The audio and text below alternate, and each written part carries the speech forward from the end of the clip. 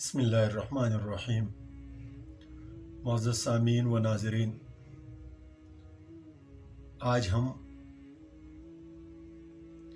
ان دو باتوں پر نظر ڈالیں گے کہ تاریخ کے اوراق میں کن کن علماء کرام کو، کن کن علماء حق کو قوم نے گالیاں دی اور کن لوگوں نے دی۔ معزز سامعین، اسلام اپنے ابتدائی آفرینش سے حق پرست لوگوں کے لیے ایک مشکل دین رہا۔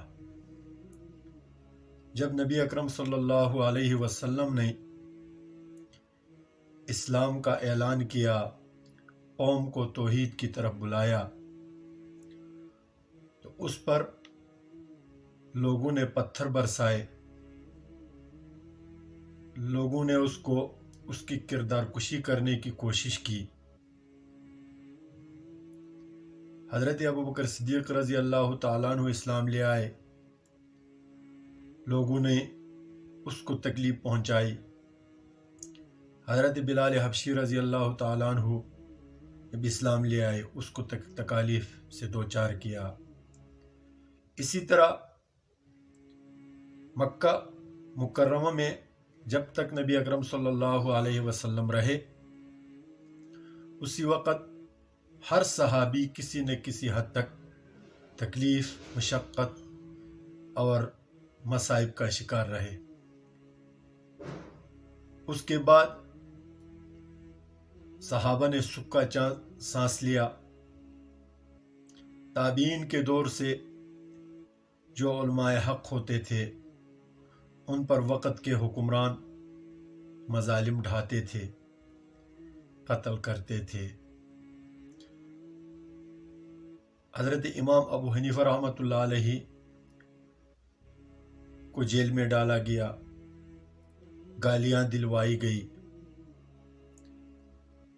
اور ایک طبقہ علماء اسی وقت بھی حکومت وقت کے ساتھ مل کر امام صاحب اور اس کے جو ہم خیال علماء کرام، علماء حق تھے، ان کے خلاف پروپیگنڈا کرتے رہے۔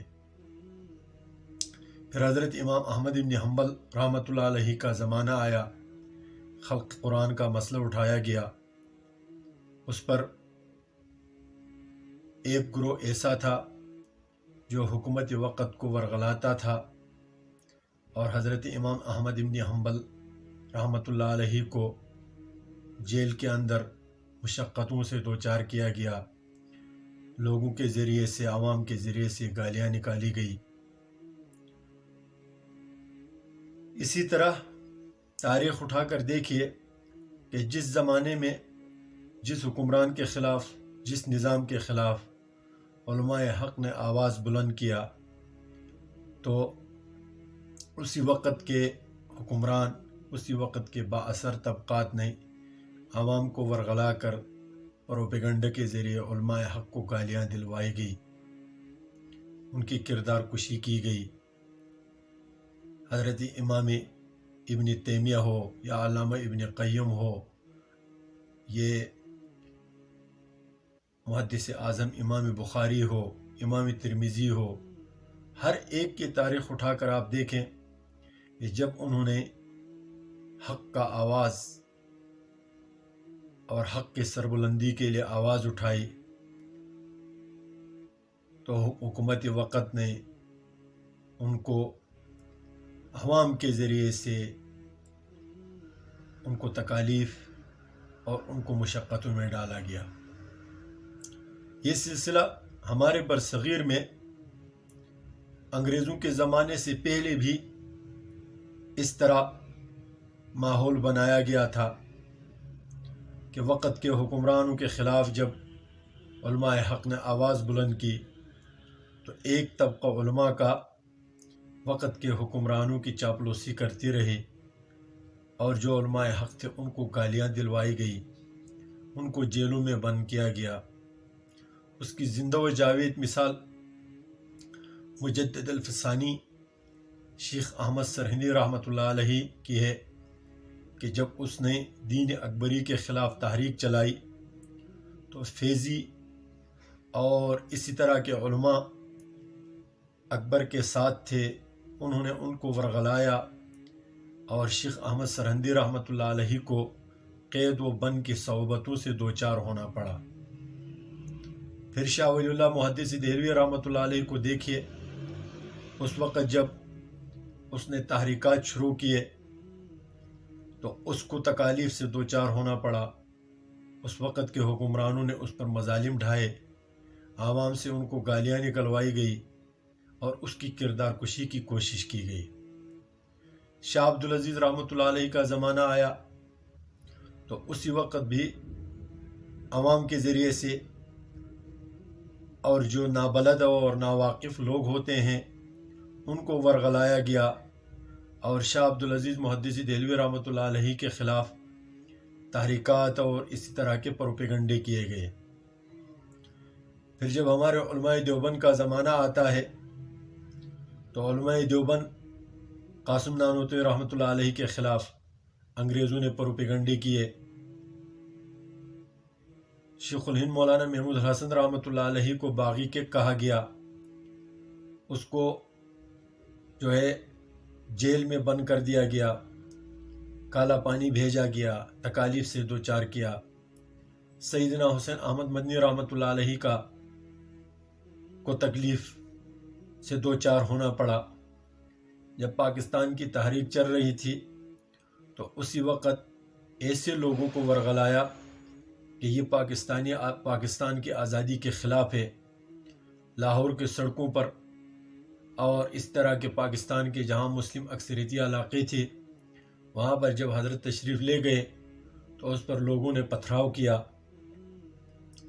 اور اس کی کردار کشی کی گئی۔ اس طرح جتنے علماء کرام علماء حق تھے ان کے خلاف پروپیگنڈے کیے گئے، ان کو بدنام کرنے کی کوشش کی گئی۔ پھر پاکستان اور ہندوستان کے تقسیم کے بعد وہاں کے جو علماء کرام تھے ان کے خلاف وہاں کی حکومت نے پروپیگنڈے کرنا شروع کر دیے، ہر قسم کی بدنامی ان پر تھوپنے کی کوشش کی گئی، اور جو علماء حق پاکستان میں آ کر پاکستان کے استحکام کے لیے جدوجہد کرنے لگے ان کو یہاں بدنام کرنے کی کوشش کی گئی۔ اور تاریخ میں سن 1857 کی جنگ آزادی سے لے کر 1947 تک جن علماء کرام نے اپنے جانوں اور اپنے مال کے نذرانے پیش کیے اس ملک کی آزادی کے لیے، ان کے تاریخ کو فراموش کیا گیا، ان کے تاریخ کو بھلا دیا گیا، اور عام طور پر یہی کہا جانے لگا کہ پاکستان 1940 میں قرارداد پاس ہوا اور 1947 7 سال کی کھٹن محنت کے بعد پاکستان وجود میں آیا۔ حالانکہ پاکستان کی آزادی، ہندوستان کی آزادی سن 1857 کے بعد، بلکہ سن 1758 کے بعد سلطان ٹیپو اور سلطان حیدر علی کے زمانے کے بعد انگریزوں کے خلاف تحریک چلی۔ لیکن جو علماء کرام جنہوں نے 1857 میں اور اس کے بعد جو جدوجہد کیا اس کو فراموش کر دیا گیا، اور موجودہ زمانے میں یہودی لابی اور اس کے پیروکار مل کر اسی طرح علماء کرام کے خلاف پروپیگنڈے کر رہے ہیں، گالیاں نکلوا رہے ہیں، وہ بھی نوجوان مسلمانوں سے، جن کے کانوں میں اذان دینے کے لیے، جن کا نماز جنازہ پڑھانے کے لیے، جن کا نکاح پڑھانے کے لیے، جن کے 5 وقت نماز پڑھانے کے لیے علماء کرام ہی ہوتے ہیں، لیکن انہی نوجوانوں کو علماء کے خلاف اور علماء کی کردار کشی میں استعمال کیا جا رہا ہے۔ اب جن نوجوانوں کو اسلام کے اکائی کا بھی پتہ نہیں ہوتا، سیاست کے شد بد سے خبر نہیں ہوتے، وہ بھی علماء کرام کی کردار کشی کرتے ہیں۔ یہ اصل میں اس خفیہ تحریک کا ایک حصہ ہے جو بہت پہلے ترتیب دیا گیا کہ جب تک کہ علماء سے आवाम को काटा नहीं जाएगा उसी वक़्त तक पाकिस्तान का इस्लामी तशख़्ख़ुस मिटाना मुमकिन नहीं है। और ये यहूदियों की और कादियानियों की बुनियादी मकसद है। उसकी वजह ये है कि दुनिया में सिर्फ यही दो रियासतें हैं, एक इसराइल और एक पाकिस्तान। पाकिस्तान का नज़रिया ला इलाहा इल्लल्लाहु की बुनियाद पर है और इसराइल का नज़रिया ग्रेट इसराइल पर है। और इन दो रियासतों का आपस में नज़रियाती दीनी टकराव है। ये दुनिया में जब से वजूद में आए हैं ये एक दूसरे के मद्दे मुकाबिल है। आज कुछ उलमाए कराम को इसी गलत फहमी में कि इसराइल की हिमायत के लिए वो तैयार हैं, उलमाए हक़ के ख़िलाफ़ उनको भी प्रोपेगेंडे के तौर पर इस्तेमाल किया जा रहा है। हमारे पाकिस्तानी नौजवानों को भी इस्तेमाल किया जा रहा है।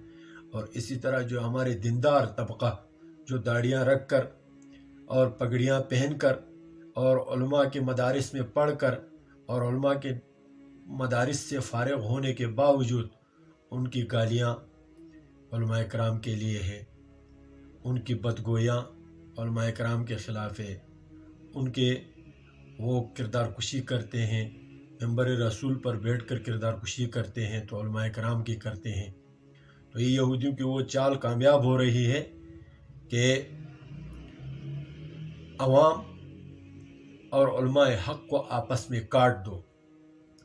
और अल्लामा इकबाल ने बहुत पहले खैबर पख्तूनख्वा और अफ़गानिस्तान के बारे में यही कहा था कि अगर यहाँ से इस्लाम को मिटाना है तो मुल्ला को इसके कोह दमन से निकाल दो, कि इसके पहाड़ों से उलमा को निकाल दो तो ये ख़ुद ब खुद जो है काफिर नुमा हो जाएंगे, इनका इस्लाम के साथ कोई रिश्ता नहीं रहेगा।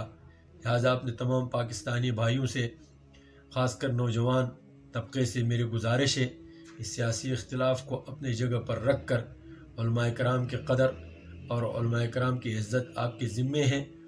और सियासी तनक़ीद अलग होता है और किरदार कुशी अलग चीज़ है।